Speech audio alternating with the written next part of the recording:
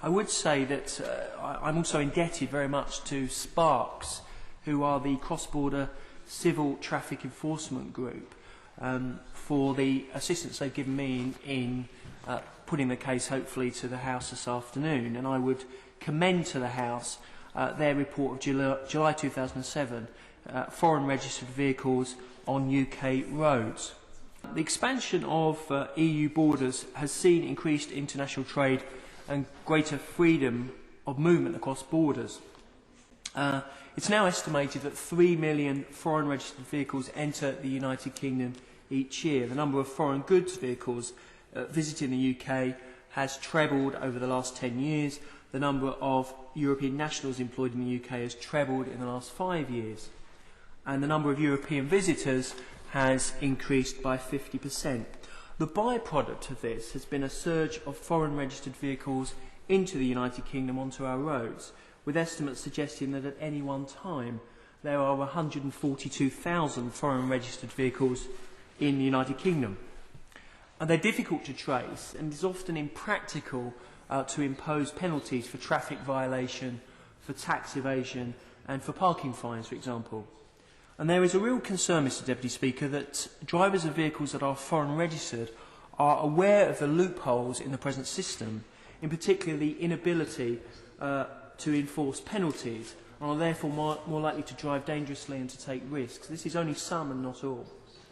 The Department of Transport does not collate data relating to foreign registered vehicles, and I've been informed that the enforcement of decriminalised contraventions is a matter for the relevant local authorities.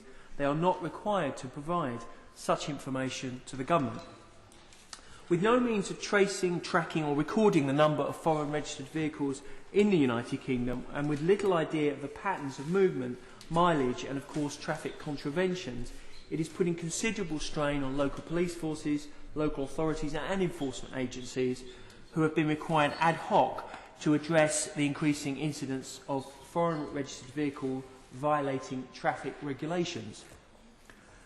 If I can make reference to a freedom of information request by the Peterborough Evening Telegraph this month, and I'm mindful of Erskine May, Mr Deputy Speaker, and your advice, so I won't waive a copy of the article. But suffice to say that the freedom of information request found that between the period of September 2003 and January 2008, of 1,886 penalty charge notices issued to foreign registered vehicles, 1,748 had been written off and remain unpaid, costing Peterborough City Council, the local authority in my constituency, over £86,000. While some reports nationally indicate that untaxed foreign registered vehicles have cost the taxpayer £214 million in lost revenue in the last 5 years. Speeding and illegal parking are just examples two examples of the contraventions that such drivers might be accountable for. In fairness, incidents of persistent offences are at the moment relatively rare. But there is significant impact, however, on local communities who are subjected to the disturbance and additional dangers on their roads as a result of irresponsible drivers of foreign registered vehicles. I mentioned earlier the cost of unpaid parking fines in Peterborough, beyond lost revenue, also causes disturbance and annoyance to local residents who largely do abide by parking regulations. Furthermore, trying to recoup payment for the offence wastes the valuable time and resources of local authorities.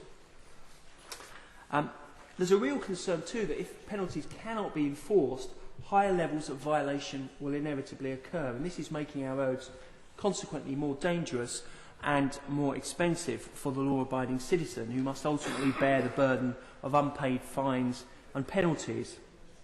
Reports have suggested that foreign registered vehicles are 30% more likely to be involved in accident and are 20% more likely to fail roadside tests, as drivers are less likely to observe vehicle safety and maintenance regulations.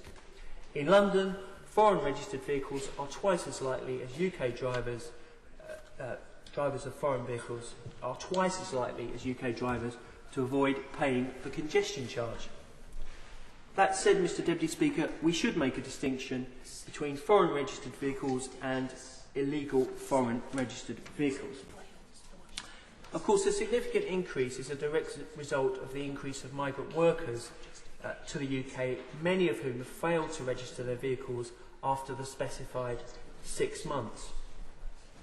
Peterborough has seen the considerable impact of a migrant population and the burden this has placed on local resources, and reports from local constabularies and local authorities suggest that these drivers are more likely to contravene traffic regulations, and this has certainly been the case in the Peterborough City Council area. There appears also to be a core group to whom the apparent weaknesses in the current system have become clear and who have now become repeat abusers of the system. And their reckless disregard for UK traffic laws and for the safety of the communities in which they live is being allowed to continue because of a failure of the government, not, I say, necessarily a willful failure, Mr Deputy Speaker, to tackle this issue. As these vehicles have not been registered, they are unlikely to have car tax, insurance, or to have undergone any vehicle safety checks, making them a considerable risk. Perhaps most worryingly is the apparent number of foreign registered vehicles who, despite being aware of the regulations about vehicle registration, are now choosing to ignore their responsibility to get a legitimate licence or number plate because they wish to stay outside the law and benefit from the avoidance of fines and penalties. To quote Sparks, "We need an holistic, equal and fair system for all drivers," because the present system is breeding a culture of complacency for some foreign residents to ignore our traffic laws. And indeed, it seems to be actively encouraging some drivers of foreign registered vehicles to avoid registration. Now, we continue. On the 26th of April 2007, the then Transport Minister said, and I quote, "There is no current legislation available to the DVLA which allows for the prosecution of keepers of foreign vehicles who have failed to register their vehicles within the required timescales. However, if the agency receives a report recording the sighting of an unlicensed vehicle on the road, the agency is able to prosecute under the legislation provided for under Section 29 of the Vehicle Excise and Registration Act 1994. More recently, a written answer to me on the 14th of March, the Right Honourable Lady, the Minister of State, prayed in aid the draft directive from the EU Commission on cross-border enforcement regarding road traffic matters. This was indeed published last week on the 20th of March.